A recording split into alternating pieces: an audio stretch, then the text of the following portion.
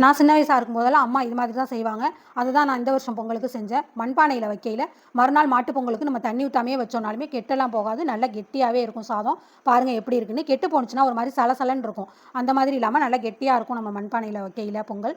அதை எடுத்து கருவேப்பிலை, கொத்தமல்லி, பச்சை மிளகாய் எல்லாம் போட்டு தாளிச்சு, நெறையாவே தயிர போட்டு, தேவையான அளவு உப்ப போட்டு, நல்லா தண்ணி கொஞ்சம் ஊத்தி, நல்லா கெடஞ்சு கிளறி விட்டுறணும். ஏன்னா பொங்கல் சாதம் கட்டி கட்டியா இருக்கும்ல, அதனால.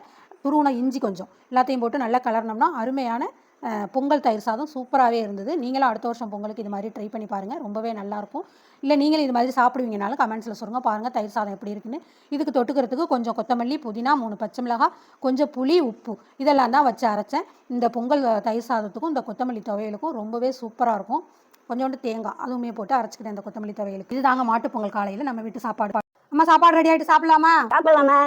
அம்மா வந்து எலுமிச்சங்காய் உப்பு ஊறுகாய் தான் காய வச்சுட்டு இருக்காங்க. இந்த ஊறுகாய் ரெடியாக இருக்குது. தேவைப்படுறவங்க வாட்ஸ்அப்பில் மெசேஜ் பண்ணி வாங்கிக்கோங்க. வாங்க, எல்லாம் நல்லா இருக்கல. தயிரை ஊற்றி பொங்கல் சத்தை போட்டு தாளித்து கொட்டி அருமையாக கிளறி இருக்குது சாதம்.